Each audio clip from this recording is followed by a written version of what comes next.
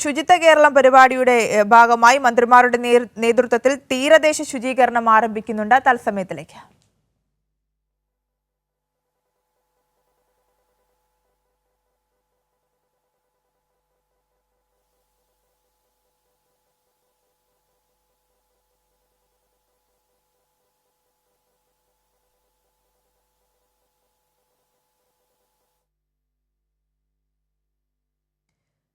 ശുചിത്വ സാഗരം സുന്ദരതീരം ഏകദിന പ്ലാസ്റ്റിക് നിർമ്മാർജ്ജന യജ്ഞമാണ് തിരുവനന്തപുരം ശംഖുമുഖത്ത് നടന്നുകൊണ്ടിരിക്കുന്നത്. മന്ത്രിമാരായ എം.ബി. രാജേഷും സജി ചെറിയാനുമാണ് ഈ ശുചീകരണത്തിന് നേതൃത്വം നൽകുന്നത്. ആ തത്സമയ ദൃശ്യങ്ങളാണ് കണ്ടുകൊണ്ടിരിക്കുന്നത്.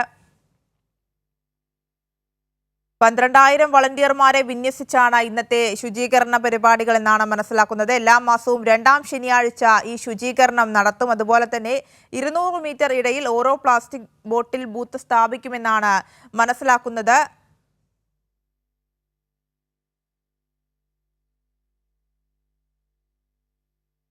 ഷീജ വിവരങ്ങളുമായി ചേരുന്നുണ്ട്. ഷീജ, മന്ത്രിമാരുടെ നേതൃത്വത്തിലുള്ള ശുചീകരണ യജ്ഞം ആരംഭിച്ചിരിക്കുന്നു.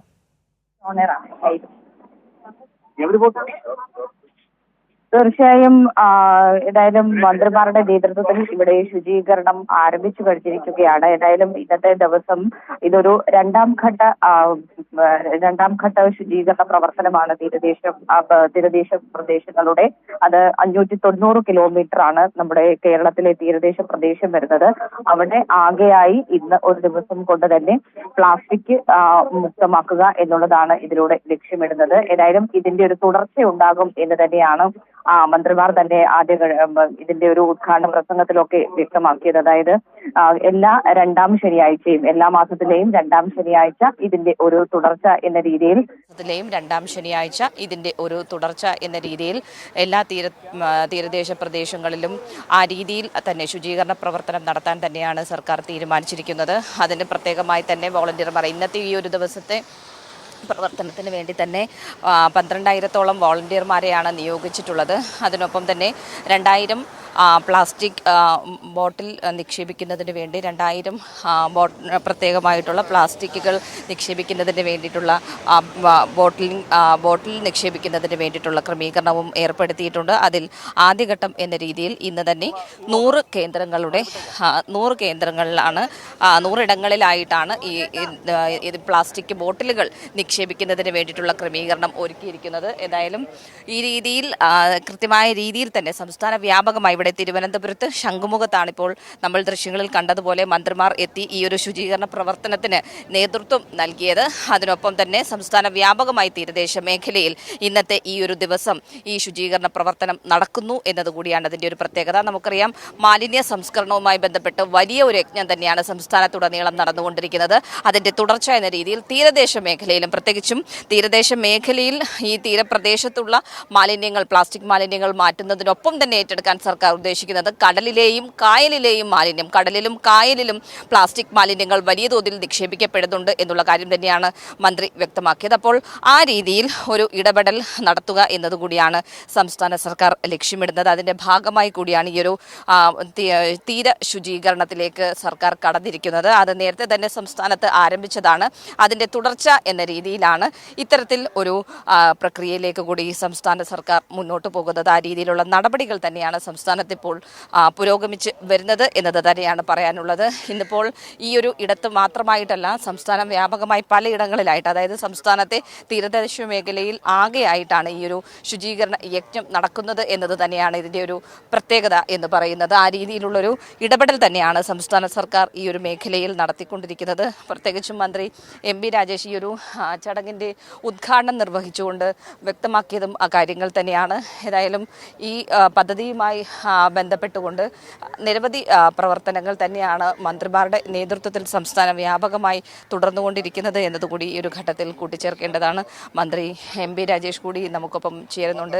ഏതായാലും വലിയ തോതിലുള്ള ഒരു ഇടപെടൽ തന്നെയാണ് സംസ്ഥാന സർക്കാരിൻ്റെ ഭാഗത്ത് നിന്നും. ഖരമാലിന്യ സംസ്കരണം, അതിന് തൊട്ടുപിന്നാലെ തന്നെ തീരദേശ മേഖല, അതിനടുത്തപടിയായി കടലുകൾ, കായലുകൾ എല്ലാം മാലിന്യമുക്തമാക്കുക എന്നുള്ളതാണ് ഒരു വലിയ വെല്ലുവിളി തന്നെയാണ് ഏറ്റെടുക്കുന്നത്. കരയോടൊപ്പം കടലും കായലും കൂടി വൃത്തിയാക്കാനുള്ള ഇനിഷ്യേറ്റീവാണ്.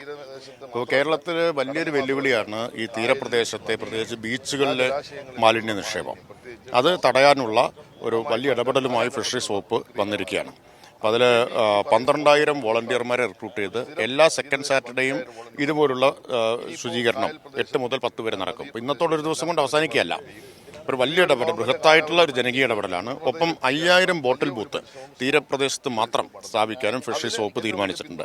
ഇപ്പോൾ തദ്ദേശ വകുപ്പിന്റെ നേതൃത്വത്തിൽ വിവിധ വകുപ്പുകളുടെ ഏകോപനത്തോടെ നടത്തുന്ന ഈ മാലിന്യമുക്ത നവകേരള ക്യാമ്പയിൻ്റെ അതിലൊരു വലിയ നിർണായക പിന്തുണയാണ് ഫിഷറീസ് വകുപ്പിൽ നിന്ന് ലഭിച്ചത്. തീർച്ചയായും ആ രീതിയിൽ തന്നെയാണ്, ആ രീതിയിലുള്ള ഒരു വലിയ ഇടപെടൽ തന്നെയാണ് സംസ്ഥാന സർക്കാർ നടത്തിക്കൊണ്ടിരിക്കുന്നത് എന്നത് തന്നെയാണ് ഈ ഒരു ഘട്ടത്തിൽ എടുത്തു പറയേണ്ടത്. അതിൽ ഏറ്റവും പ്രധാനപ്പെട്ട ഒരു ഇടപെടൽ ഈ ഒരു ഘട്ടത്തിൽ നടത്തിക്കൊണ്ടിരിക്കുന്നത് തീരദേശ വകുപ്പ് തന്നെയാണ്. അതായത് മന്ത്രി സജി ചെറിയാൻ കൂടി ചേരുന്നുണ്ട്. വലിയൊരു ഇടപെടൽ, അതിന്റെ രണ്ടാം ഘട്ടം, ഇതിന്റെ തുടർച്ച ഏത് രീതിയിലാണ് പ്ലാൻ ചെയ്തിരിക്കുന്നത്? ബോധവൽക്കരണമായിരുന്നു ആദ്യഘട്ടത്തിൽ കഴിഞ്ഞ ഒരു വർഷമായി നടപ്പാക്കിക്കൊണ്ടിരുന്നത്. അതിന്റെ ഭാഗമായി തീരപ്രദേശത്ത് 12,000 വോളണ്ടിയർമാരെ ഓൺലൈൻ വഴി തന്നെ നമ്മൾ റിക്രൂട്ട് ചെയ്ത് സെലക്ട് ചെയ്ത് അവർ ഒരു സ്ഥിര സംവിധാനമാക്കി. എല്ലാ സെക്കൻഡ് സാറ്റർഡേയും രാവിലെ 8 മുതൽ 10 വരെ ഇവിടെ ഈ തീരദേശത്ത് ഇത് ക്ലീൻ ചെയ്യും. മൂന്നാം ഘട്ടം കടലിനകത്ത് ഉള്ള ക്ലീനിങ് ആണ്. അതിനിപ്പോൾ നമ്മൾ കൊല്ലത്തിൻ്റെ ഒരു പ്രൊജക്റ്റ് നമ്മൾ തുടങ്ങിക്കഴിഞ്ഞു. 27 ഹാർബറുകൾ ആദ്യ ഘട്ടത്തിൽ യന്ത്രങ്ങൾ ഉപയോഗിച്ചും മറ്റു തരത്തിലുള്ള സംവിധാനങ്ങളും മത്സ്യത്തൊഴിലാളികളുടെ സഹായത്തോടെ അവരുടെ വള്ളത്തിൽ വരുന്ന വലയിൽ കുരുങ്ങുന്ന പ്ലാസ്റ്റിക് കരയിലെത്തിച്ച് പ്രോസസ്സ് ചെയ്യുന്ന മൂന്നാം ഘട്ടം. നാലാം ഘട്ടത്തിൽ തദ്ദേശഭരണ വകുപ്പും ഞങ്ങളും കൂടി ഇതെല്ലാം ജോയിൻ്റ് ആയിട്ടാണ്. നമ്മുടെ നദികൾ, കായലുകൾ, ജലാശയങ്ങൾ, അതും ഫിഷറീസുമായി ബന്ധപ്പെട്ട് ഞങ്ങൾക്ക് ഏറ്റവും ആവശ്യമുള്ള കാര്യം. കാരണം അവിടെ മീനുണ്ടെങ്കിലേ ഞങ്ങൾക്ക് നിൽക്കാൻ പറ്റും, മത്സ്യത്തൊഴിലാളിക്ക് ജീവിക്കാൻ പറ്റും. അപ്പോൾ അവരുടെ കൂടി പൂർണ്ണ സഹായത്തോടു കൂടി അതിൻ്റെ നാലാം ഘട്ടത്തിൽ ആ ക്ലീനിങ് ആരംഭിക്കും. എന്നാൽ ഈ ഗവൺമെൻറ്റിൻ്റെ ഇനിയുള്ള പിന്നിടുന്ന മാസങ്ങളിൽ തദ്ദേശഭരണ വകുപ്പ് സമ്പൂർണ്ണ ശുചിത്വ കേരള പദ്ധതിയിൽ പൂർണ്ണതയിലേക്ക് എത്താൻ ഞങ്ങളുടെ കൂടി അണിനിരക്കുന്ന അതിൻ്റെ ഏറ്റവും ശ്രദ്ധേയമായ, കേരളത്തിൽ നടക്കുന്ന ഏറ്റവും ശ്രദ്ധേയമായ ഇത്രയും വോളണ്ടിയർമാർ ഒരേ ദിവസം മണിക്കൂറുകളിൽ ഇത്രയും ക്ലീൻ ചെയ്യുന്ന ഒരു പദ്ധതി നടപ്പാക്കാൻ ഫിഷറീസ് വകുപ്പിന് കഴിഞ്ഞു എന്നുള്ളത് സന്തോഷകരമായ കാര്യമാണ്. തദ്ദേശ വകുപ്പിന് പൂർണ്ണ സഹകരണം ഞാൻ കിട്ടിയിട്ടുണ്ട്. അതേ രീതിയിൽ തന്നെയാണ്. ഏതായാലും തദ്ദേശ വകുപ്പുമായി സഹകരിച്ചുകൊണ്ട് എല്ലായിടങ്ങളിലും നിലവിലേതായാലും സംസ്ഥാന വ്യാപകമായി തന്നെ ശുചീകരണ പ്രവർത്തനങ്ങൾ നടക്കുന്നുണ്ട്. പക്ഷേ ഈ തീരദേശ മേഖല, അതിനപ്പുറത്തേക്ക് തീരദേശ മേഖലയ്ക്കൊപ്പം തന്നെ കടലിൽ വലിയ തോതിൽ പ്ലാസ്റ്റിക് മാലിന്യങ്ങൾ നിക്ഷേപിക്കപ്പെടുന്നു, കായലിൽ പ്ലാസ്റ്റിക് മാലിന്യങ്ങൾ നിക്ഷേപിക്കപ്പെടുന്നുണ്ട്.